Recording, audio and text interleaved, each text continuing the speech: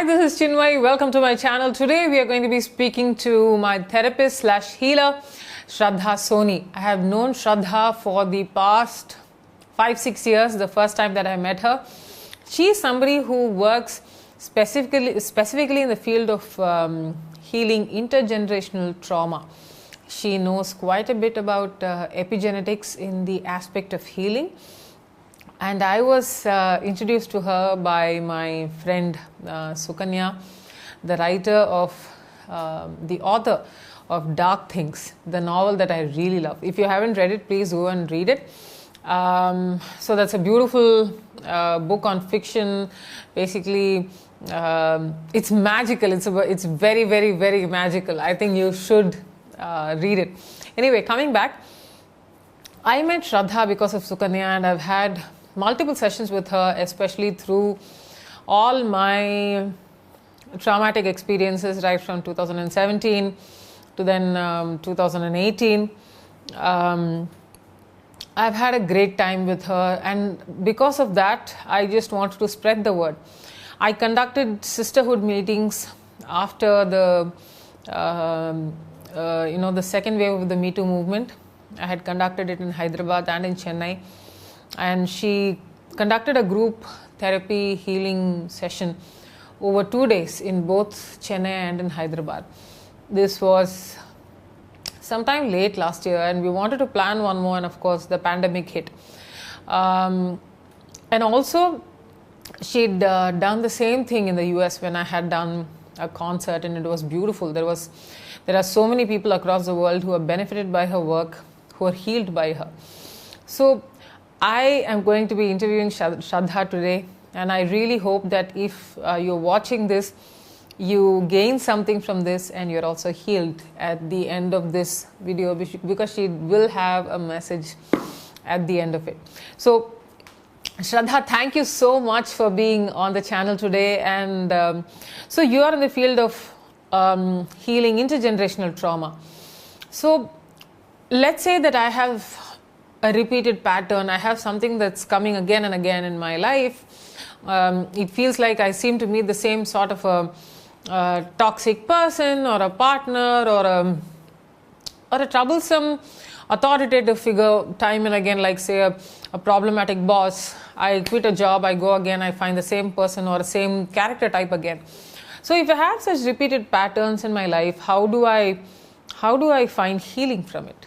Okay, so there aren't many types. I mean, there are many types of healings, but there is only one type that I do. I basically work with the soul.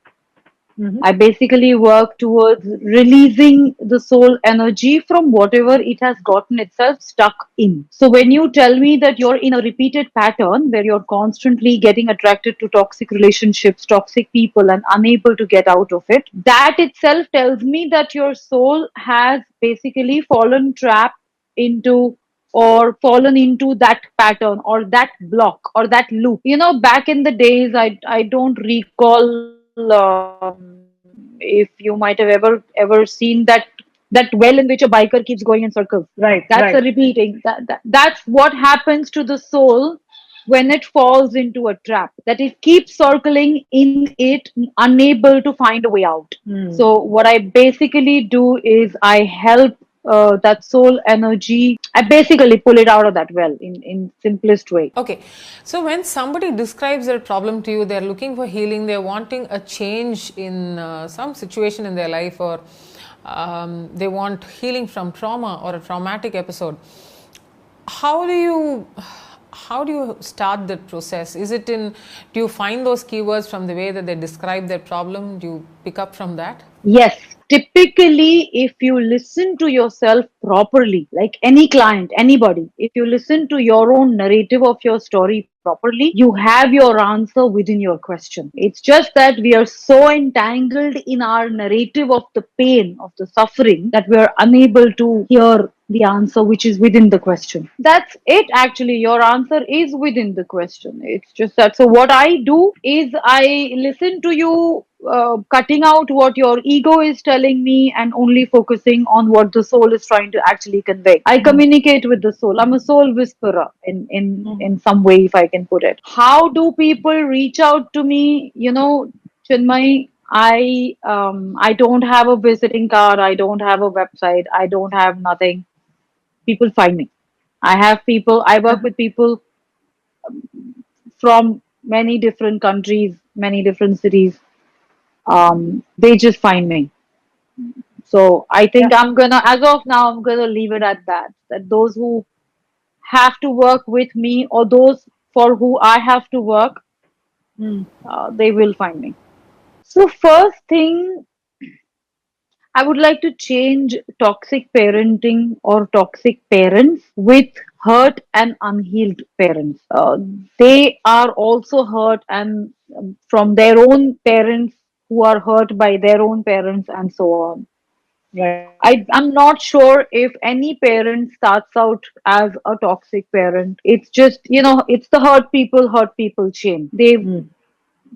They've been hurt and that's the only way they know how to bring up children, so that's what they pass on. We probably be able to bring in a little more compassion towards them also, because finally if you want to heal your relationship with your parents and also have healed relationships with your children, then the first thing that we need to bring in is compassion towards the parents. So let's not call them toxic parents, let's call them unhealed or hurt parents, or just unhealed and hurt people. Okay, now let me ask you about something that there is very recent awareness about. There are people who are slowly waking up to the fact that their parents are toxic or narcissistic. A lot of people have gone through emotional, physical, financial and mental abuse from their primary caregivers. It could be their grandparents, anybody who asserts a certain influence in their life. So usually parents, right? So people are slowly waking up to the fact that this sort of an abuse is no longer okay.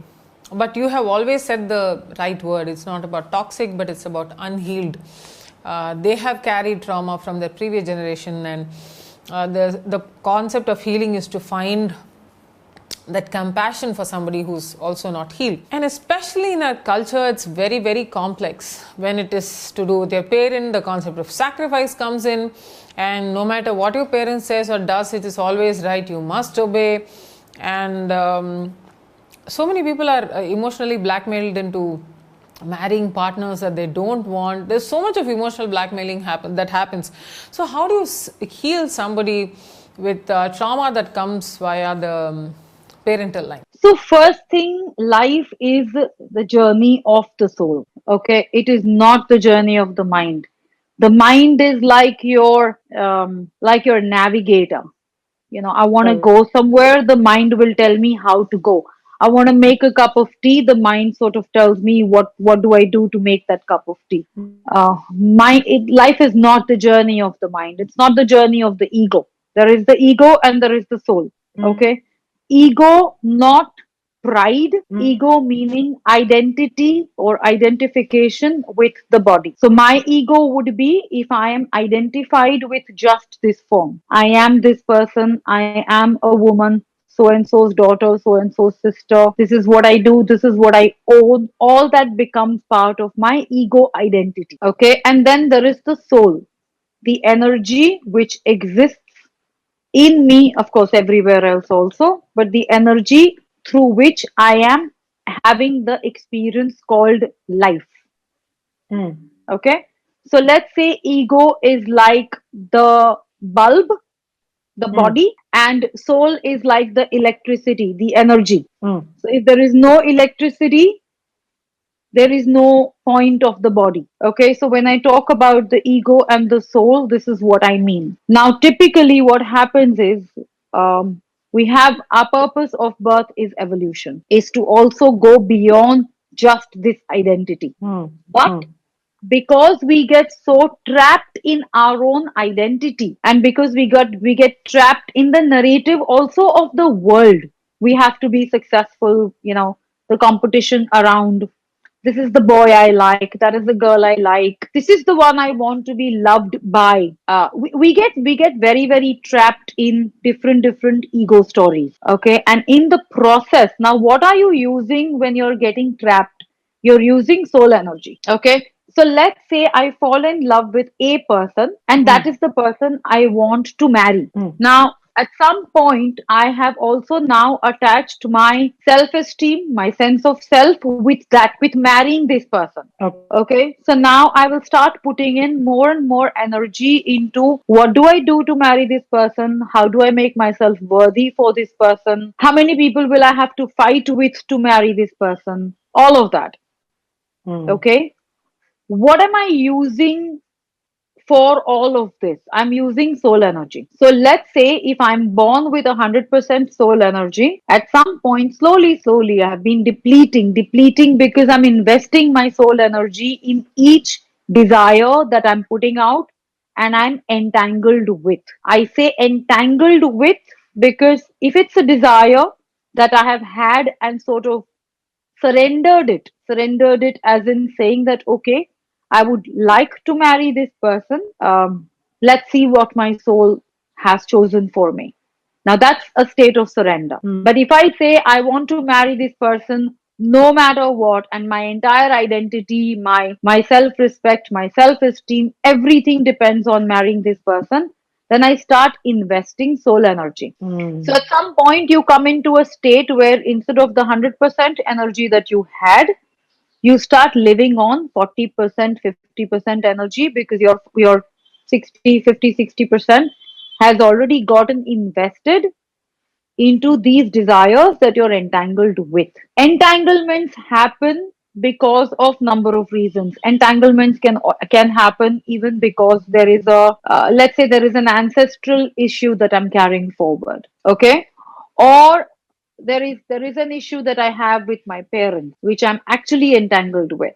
So let's say I had a parent who was unavailable. Okay, and I got hurt because this parent is unavailable. And when I got hurt, a part of my energy got entangled in that hurt. So back into the well, like the biker, I'm going around taking circles around this parent for acceptance.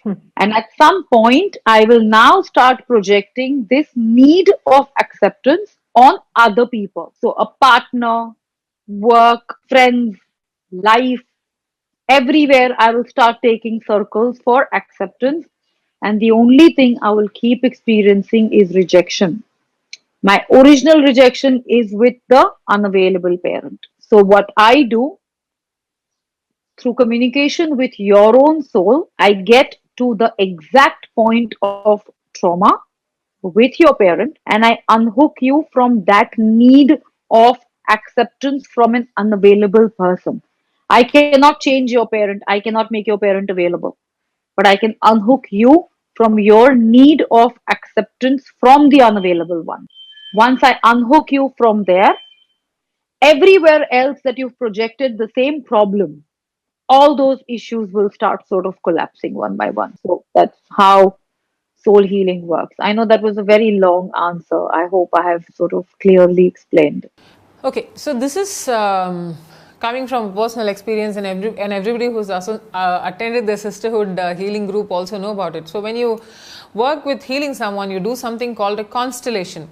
So what exactly is it? Did you come up with this, or did you learn this from someone else? Bert Hellinger, he's no more. He had founded this system called as constellations. Of course, then you always add in your study and you add in your we all have a different way of working. So, of course, then I've added on to it. But Bert Hellinger has founded the system called the constellation. Constellation is basically where we communicate with the soul of whoever is entangled and we release. That's basically constellation. So, constellation is also a way by which, okay, this is a different topic altogether, but let me explain. There is a field called the morphogenic field. Okay. It's the all knowing field. Okay. So there are many levels to the universe, right? There are many levels to energy. Rumi spoke about um, out beyond there is a field where there is no Yeah. wrong and right. I will Yeah. meet you there. I don't remember the exact quote. It's my. Yeah. Yeah. I Yeah. really Yeah. love that one, but I don't. That field or that place is the morphogenic field where all information is logged in. When I say all information, I mean from the beginning of creation till now. Mm. That includes not only all our ancestors of our specific lineage, but it includes every single being that ever existed and would exist. Mm. Finally, there is no time, right? It's all now. Yeah. So that's the field where past, present, future, born, unborn, everything exists. Okay. Mm. What I typically do is that's the field I access. So when I'm communicating with your soul, we are communicating with your soul in that field, which is also how I receive information that could belong to your great, great, great grandfather. And of course, you will not have it, but it's present in that field. Mm. So that's the field I access, and that's where we pick information from. That's where we understand where the trauma actually exists, and that's where we heal it from. So once you heal it from the morphogenic field, it's not just healed for you, it is healed for your generations to come. Wow. Because we've not just healed it from your system, we've healed it from everything there is. Let's say that I don't have a specific problem that I have identified that I want to heal with. Let's say I just want to come to you to for soul evolution, that I want to become a better human being, to get to a better place. So can I come to you for that? Can you help me in my evolution? I can. Yes, I can. I can. In which case, I will still check whatever is between you and your evolution. And we will Mm. keep unhooking you from whatever is coming in the way of you and your evolution. Mm. So, Okay. an evolved state is basically a disentangled state. Correct. Okay. You know what we call the shunya state, the zero state. Okay. Or what we call equilibrium. Mm. When I approach happiness and suffering pretty much in the same way. Mm. That's an evolved state of being. When a person deals with an autoimmune disease, usually the body is at war with itself, right? Different types of autoimmune diseases today. Have you healed people, or have you worked with people who deal with such diseases? So, if autoimmune disease is the body attacking itself, Mm. so is suicide. So, when there is or there are multiple cases of suicide in a certain generation, some soul to complete that process or to carry that karma on will bring in a disease like autoimmune disease. So basically, the person is continuing to commit suicide in a different way. My way of working will still remain the same. I will still inquire what's happening. I will still step into the field, find out where the origin of this, of hurting yourself or harming yourself to this point exists. Unhook you from there. However, there are also certain souls who decide to complete that cycle. Mm. Okay. So it's not necessary that it is all connected to an ancestor and it can be healed. There are times when certain things cannot be healed because the soul has decided that to be its life path. Okay. I have had, I can tell you about two cases right away, in fact, where I'm working with somebody. He's a very young boy. He has a very rare type of cancer. I'm working with him now for about 4 years. When I say Mm. 4 years, now we do one session in 3 months or 4 months. At the beginning of his work itself, his soul had told me, okay, that I will not let this cancer be. The cancer, it had told me that I will separate myself. Now, this boy, in spite of having a rare type of cancer that has um, no cure because it's so rare that there's not enough study for it. Mm. Okay, this boy is still around. He's fine. He's living. He's doing his thing. He's working. He has a girlfriend. He's living a normal life. He gets a scan every 6 months. He keeps a check on his body, but He's, if I may call, cancer free. While there is another person that I worked with who also has a certain um, physical ailment, but that person in the field very clearly told me that this is my choice. I have chosen this as my life path. Now, when a soul tells you that I have chosen this as my life path, you have to honor the soul's choice. Because then the soul has chosen it also to neutralize certain karma that the soul might have wanted to neutralize. So then you cannot step in the way. You cannot force anybody to become okay. Also, remember, physical ailment is of the body, not of the soul. The soul has nothing to do with it. Okay, the soul Yeah. never suffers. So if the soul says that this is what I want to go through, or this is what I want my vehicle to go through, you cannot force it. It is our mental idea that healthy body, unhealthy body, cancer bad, healthy life good. All that good bad is also our construct. It is not the soul. So I think I have given this reference even earlier. Ramakrishna Paramhans, the saint from Calcutta. Uh, it is believed that people who passed by his shadow also healed. He himself died of cancer. The Buddha, it is said, died of food poisoning, the enlightened one. So if physical ailment, if even he didn't bother with a physical ailment, I think we should not. I mean, I understand pain, suffering, everything, but um, we should maybe detach ourselves from the obsession of being well or being illness free. You have to honor your illness also. It has some purpose. Whether the purpose is to honor an ancestor or the purpose is to neutralize your own karma, but it has some purpose. So, the beginning to any healing actually is to honor the suffering. To honor suffering, it's a little high and evolved for me even now.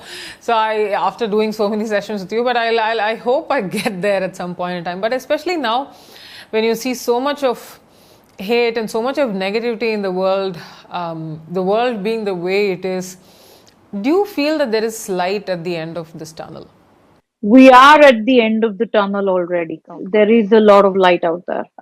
For me, the biggest sign to see it is that finally all that hate that we had, you know, nicely concealed it beneath our pretty faces and pretty lives, finally all that is out. Our darkest side is out. Until we don't integrate with our dark side, there is no evolution. There is Mm. no enlightenment. Enlightenment is what? Enlightenment is lighting up that which is dark. You can't light up that which is dark until you finally see the dark. So, personally, yes, it's very disturbing from a certain point of view, but I'm really happy the dark is out. It's very, very dark, but I'm really happy the dark is out because it'll finally receive light. Okay. So, I know this is also going to sound a little difficult to do, but if we can, in some way, put our judgments, our pain, put our empath aside and say, I honor the dark. I honor, and when I say dark, I don't mean, um, drop this good bad word. mm, Yeah, when you just say there is the light and there is the dark. There is the seen, there is the unseen. There is that which we show and that which we conceal. We've all spoken about vulnerability, we've spoken about transparency, about truth. What is truth? mm, Truth is that which is, yeah. right? If I'm being truthful, then I'm just being who I am. So if I'm being who I am, then you have to see my light, you have to see my dark. And only when you honor my dark will I become comfortable to show you more of the dark. And only once you start seeing more of the dark will it start coming into light and not remain dark anymore. So if we can actually say, I honor the dark, I honor everything that I have judged. I honor everything that I have seen as bad and rejected.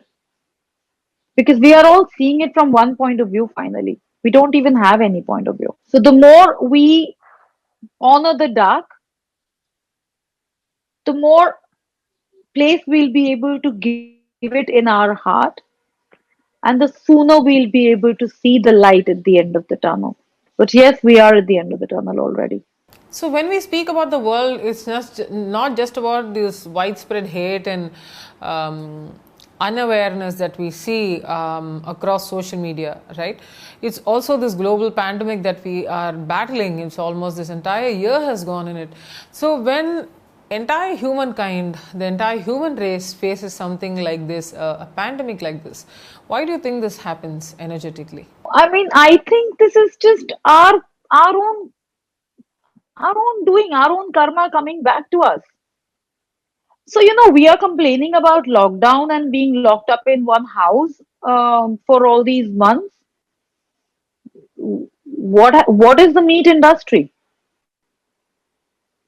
We pack mm, all those animals, we breed them, we pack them in cages where it is impossible for them to move.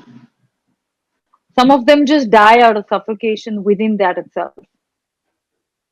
I'm not promoting being vegetarian, non-vegetarian, nothing here. I'm just saying, as karma, what are we putting out? mm. Why will God not say, you know what? Let me show you what a pig lives like. Maybe that's it. We're experiencing what we've put other beings through. We probably took, we probably really started to believe that we're on top of the chain. We had to be reminded that we're not at the top of the chain. There is somebody else on top of us too. We needed this reminder. I'm absolutely happy about this, what we've gone through. It's sad for what people have gone through, but we needed this reminder. We're not on top of the food chain. There is somebody above us, and it's time we honor that. It's time we eat the humble pie. It's time we become respectful of where we live. Look at what we've done to the planet. We've just killed it. We've destroyed it. Why don't we deserve what we've gone through? Okay, for those who are listening to this interview, watching this video, if you had to give them a healing practice, say for the next 24 or 48 days, what would you give them? What would you ask them to pray for the next 24, 48 days? I honor everything I hate in others. I give them a special place in my heart. I expand my heart and I give them a place. Whether I understand their reasons or I don't, whether I agree with them or I don't, I choose to open my heart to them. Because if love is what they need, I need to give them a place in my heart too.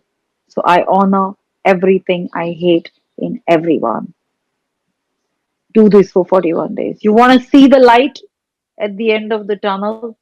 Do this for 41 days. In fact, this is something you can do until you see the light, not just in the current times, but generally too. Okay. So, This is some. something I do as a, call it a personal exercise or call it whatever. I mean, now platforms of entertainment and so many documentaries and so many things available out there. Mm, There are times when I watch documentaries. I specifically look out for documentaries of like the worst criminals existed, criminals, quote unquote, existed. mm. Those who've done like seriously gruesome acts or like whatever we call it. I watch those documentaries, and my homework for myself or my task for myself is no matter how gruesome that person is, I will give that person a place in my heart. It does not mean I'm supporting violence in any way. What I'm doing is, if that is how bad it is, and if I can try and put a little love in it and help it heal, I'm doing my bit. There is no healing for anybody if there is no love that you can give. If you just tell somebody that, oh, this person is bad or that person is cruel, but if you have no love to give to that person, you're not healing that person. You're further harming that person. You're pushing the person into further darkness. You really want this hate chain to end. Give them a place in your heart. Okay, so let me try this, and I hope people who are watching this will also try it. Try this for the next 24-48 days, and a lot of the work that I have, rather Shraddha has done on me is something that I have personally benefited from. And you can reach her through Instagram. I will leave the contact details in the description box down below. And Shraddha, thank you so much for being on this video today. Thank you so much for your time. And everybody else who's watching this video, until I see you in my next one, this is Chinmayi saying bye-bye.